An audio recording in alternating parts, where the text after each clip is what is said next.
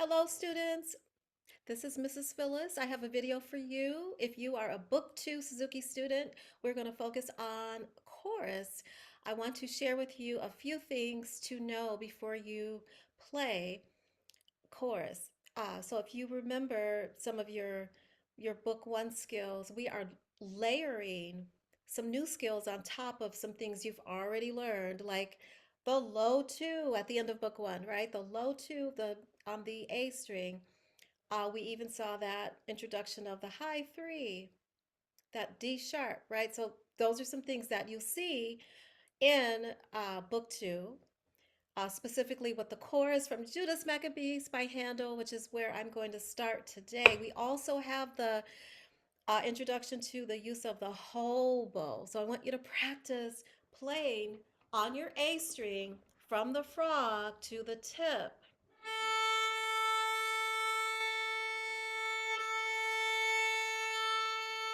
And you want to listen for a good sound. Make sure it's smooth and connected and it sounds like the tuna fish. Okay. And in the chorus, we also have finger patterns that I want you to exercise and the interval of a fifth. Now, if you notice the measures that have the half notes, I want you to tell me, what are those intervals? And we've talked about intervals before, but I want to give special attention to the fifth. So at the very beginning in the second measure, this is where we see a fifth.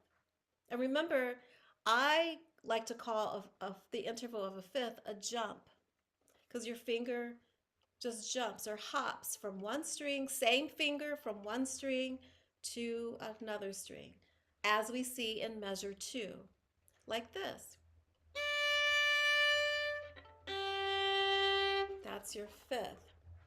Oh, and let me do this first before we go on.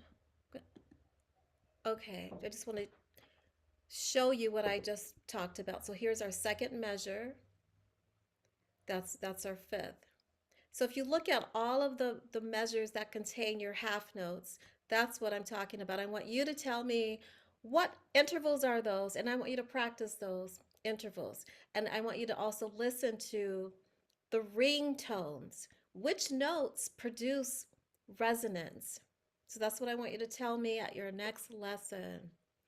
Okay, so now we're going to focus on using a whole bow, and I want you to isolate first. Take out the slur and just play each of these groups of eighth notes using a single bow first, but with the whole bow and focusing on where the half steps are. Okay, and then you're going to play it in context. All right, so I'm going to demonstrate that for you. So starting with this and giving thought to the finger patterns that you've learned, right? This, there's this, there's this, and so on.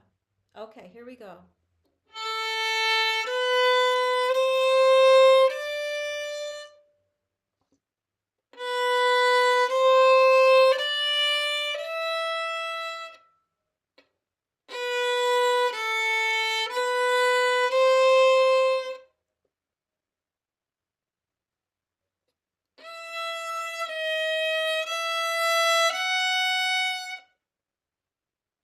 And then, oh, here's one more in measure 15.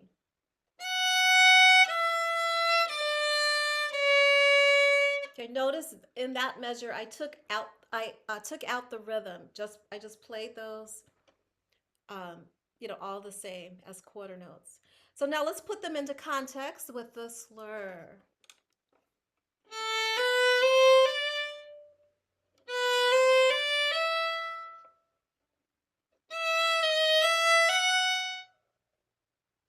And in this last one in measure 15.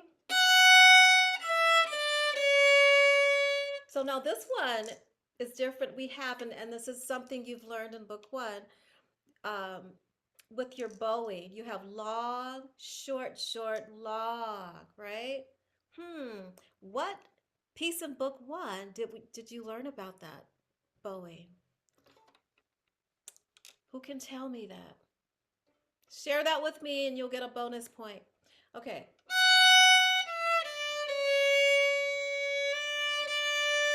You see how we differentiate the bowing there? We have fast, slow, slow, fast, and then we slow the bow to get to hook the eighth note.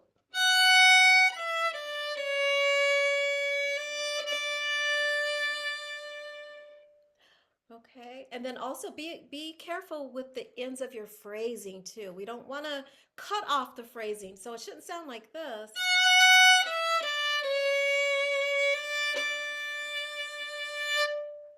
Right? We don't want that. Okay, so easy, even on, let's see, uh, yeah, even when you have an uppo, when it ends on an uppo,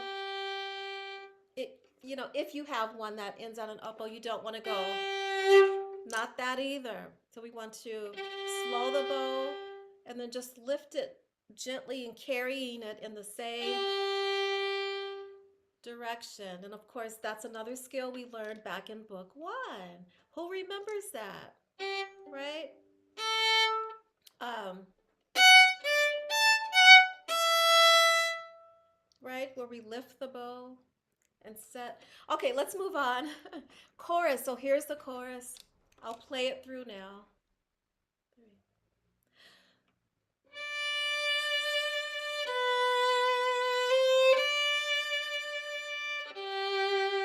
There's our fifth.